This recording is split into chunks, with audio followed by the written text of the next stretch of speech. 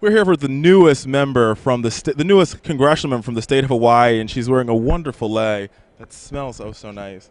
Yes. It's called Miley. It's a fresh Miley lei. It's very special. So wait, now, just a curious question. So did you have that shipped in, or how did you get that? Or did you bring it back? I actually invited as my guest to the State of the Union speech an outstanding servant leader from Hawaii, a gentleman by the name of Clay Park, who runs an organization called the Native Hawaiian Veterans Project.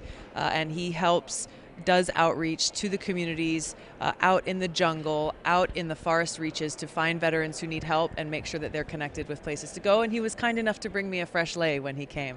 I love it. Now, speaking about that, now I got to tell you, like, your biography is absolutely amazing. A veteran, somebody who served our country, and now you're serving as our country as a member of Congress, and this is your first State of the Union address. How does it feel?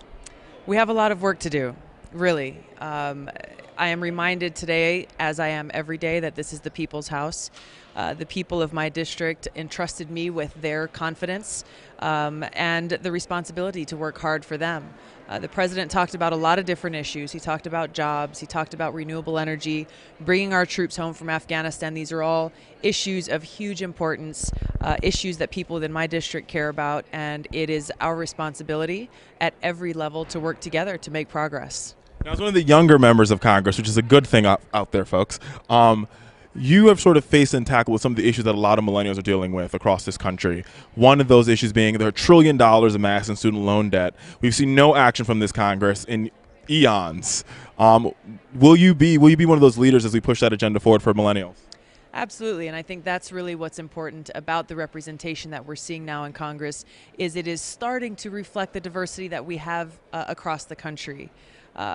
One thing that will be absolutely key and critical for us to start tackling some of these issues is being able to work together.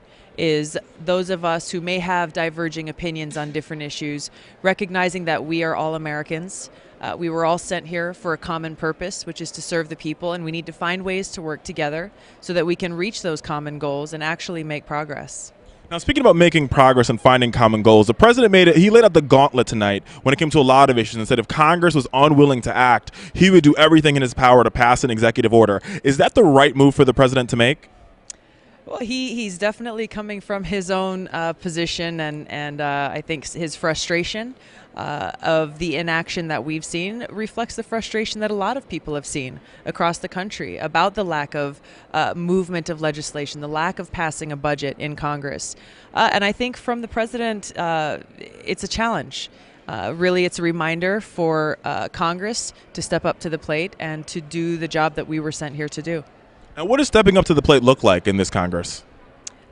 Building partnerships, working together, listening to our constituencies, and almost as importantly, listening to other people and being respectful of their opinions, and coming up with the best possible approach that will allow us to pass legislation, that will allow us to make sure that we are creating jobs, that we are providing a great education for kids, as the president talked about, starting from preschool all the way up, and recognizing that these investments are necessary in order for us to have a strong country, a strong economy, a strong national defense, and a strong future. Now, you've been in these halls for just over 40 some odd days. What is your top priority to get out of this Congress in this session? There are a lot of different issues we're working on, one of which is very important and near and dear to my heart, which is bringing our troops home out of Afghanistan. I was pleased to see the president talk about his expedited timeline to start bringing our troops home faster. It's an area that we need to continue to push for because our troops need to come home from Afghanistan. We need to bring our resources home from Afghanistan and invest in those jobs, in supporting small business, in investing in renewable energy and the infrastructure in our communities at home.